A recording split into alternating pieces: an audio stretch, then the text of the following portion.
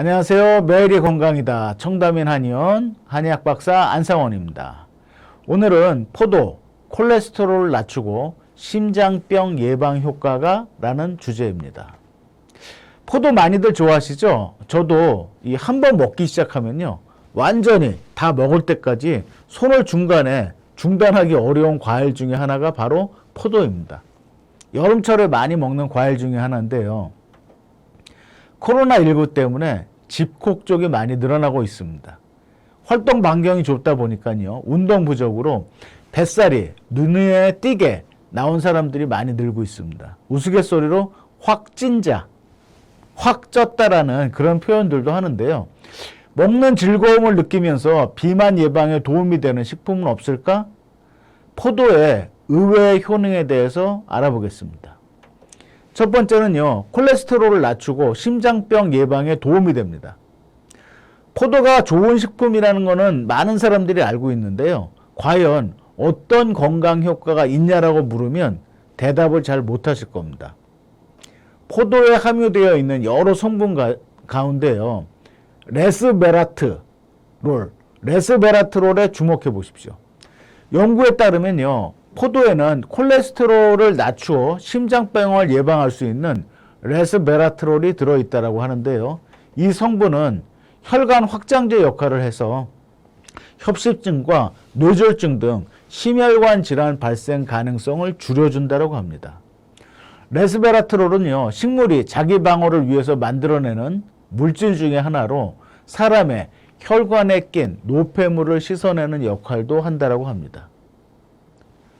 두 번째는요, 포도가 암 예방에도 도움이 된다고 합니다.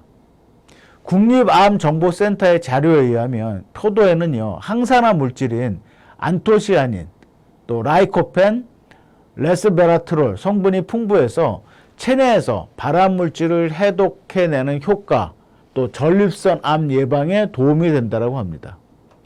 항산화제는요, 몸에 해로운 활성산소를 제거해 염증이 생겨 암으로 발전하는 것을 이렇게 막아주는 역할을 하는데요. 여기서 레스페라트롤 성분이 다시 한번 위력을 발휘합니다. 포도에서 정제된 레스페라트롤이라는 물질은요, 몸의 정상세포가 암세포로 발전하는 것을 차단하고 이미 악성으로 진행된 세포의 증식을 억제하는 효과가 있다고 합니다. 레스페라트롤의 강력한 항산화 효과 때문에 보인다라는 연구 결과입니다. 세 번째는요, 포도가 비만 예방에도 효과적이라는 겁니다. 포도는 당분이 많은 식품이기 때문에 칼로리가 낮지는 않은데요. 보통 포도 120g당 칼로리가 55칼로리 정도니까요. 포도 한 송이의 무게를 300g 정도로 감안하면 이 한 송이를 드시게 되면 150에서 180칼로리 정도를 섭취한다고 생각할 수 있습니다. 포도의 당분은 포도당, 과당 등으로 한 12% 정도가 들어있고요. 또 이 포도는 알칼리성 식품으로 주석산이나 탄닌, 또 칼슘, 비타민 C, B1, B2 등이 풍부해서 피로 회복에 좋습니다. 이 포도가 다이어트에도 도움이 되는 이유도 역시 레스베라트롤입니다. 몸의 호르몬 활동에 좋은 영향을 주어 다이어트에도 긍정적인 역할을 한다는데요. 또 포도에 함유된 타닌 성분은요, 장 운동을 활발하게 해서 배변 활동에도 도움을 줍니다. 하지만 기름진 음식을 너무 자주 섭취하면서 포도를 후식으로까지 드시면 다이어트 효과를 보기는 좀 어렵고요.